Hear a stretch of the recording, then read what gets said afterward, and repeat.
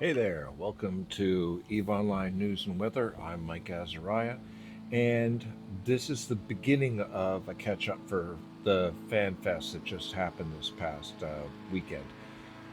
You can't catch it all up in one go because, heck, there's a lot of stuff that happened. So, probably this episode, the next one, maybe the one after it, because there is a lot to talk about. So, let's get into it. FanFest was held at Harpa again. Harpa is a huge glass building in Reykjavik, Iceland, and a lot of players flew all the way out there. They sold out all their tickets and had a grand time, and it looked like the people there were having a good time.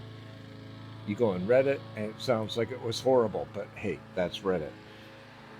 Let's see.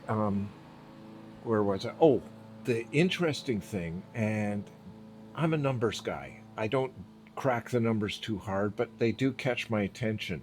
And one of the interesting ones was when Hilmar, who is the CEO of CCP, so the leader of the game, so to speak, said that 23% of CCP employees this year did not were not around for last year's Fan Fest. That was 18 months ago, and that 73% of them were not around for the last time that Fan Fest was held in Harpa, which I think was in 2018. So three quarters of the company. I don't know if that is turnover or growth or a combination therein, but it means that us old timers in the game tend to have a longer view of the game than a lot of the devs do.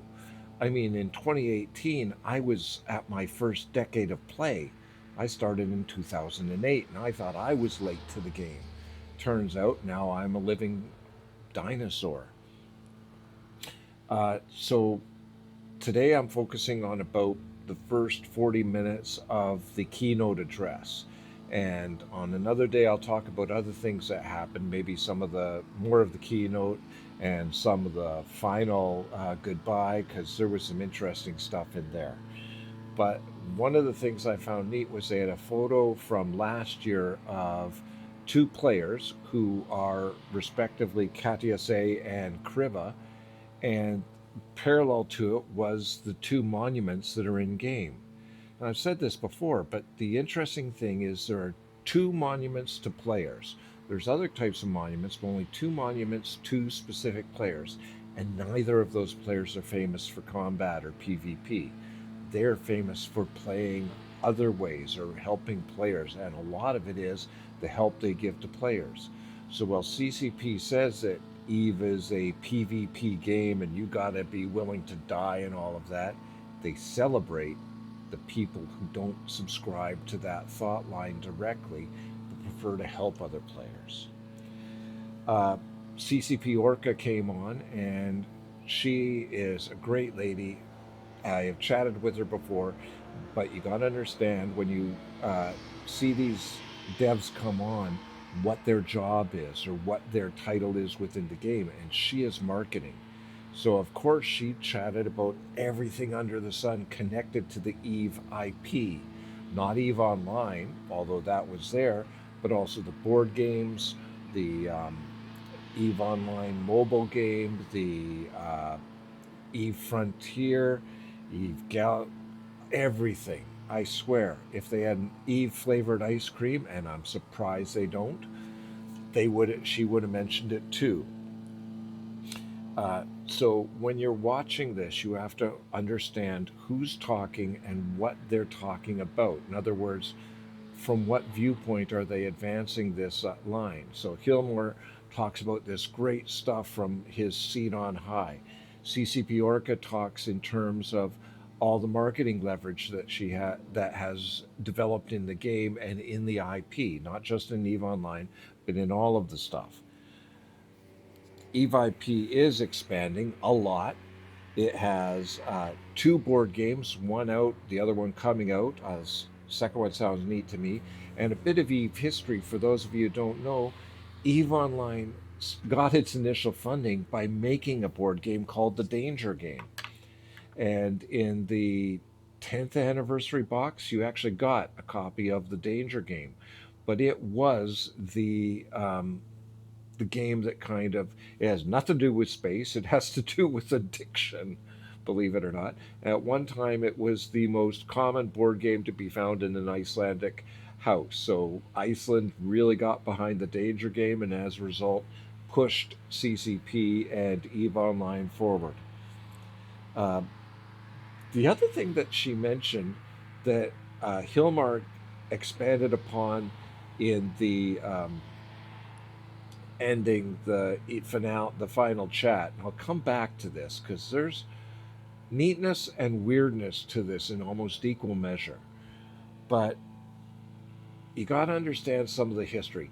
Iceland people are very, very, very proud of their sagas, the Eddic sagas, and the fact that the language has changed so little that school kids can still read the Eddic sagas in the original language. It is considered torture for English teachers to make modern school kids read the Chaucerian or Shakespeare in the original because the English language has changed so much over the years. Now, if you've watched any of my talks, you know I love poetry. I like writing it and I like reading it and finding the quotes and the great turns of phrase and how well some poets are at that. The Eddic sagas, have I read them? No. Should I? Probably. But now they want to make an Eve saga, and they are going to get a poet in to write a saga of Eve Online. And God, people are going to be fighting, hoping to see their own names in this saga. Maybe I would like to be mentioned. But it's going to be interesting in how they do it, how long they do it, how well they do it. I mean, face it, Down the Rabbit Hole did 6 hours to summarize EVE Online. The history of EVE Online, written, blanking on the author's name, I apologize, but the history of all the battles, the infighting, the taking, the betrayals, all of that is going to be put into saga form, which, if you think about it, we are like the elder gods flying through space and doing things bigger than life and worse than death. That's EVE Online. Now, just a second for the news and weather, because gotta do that.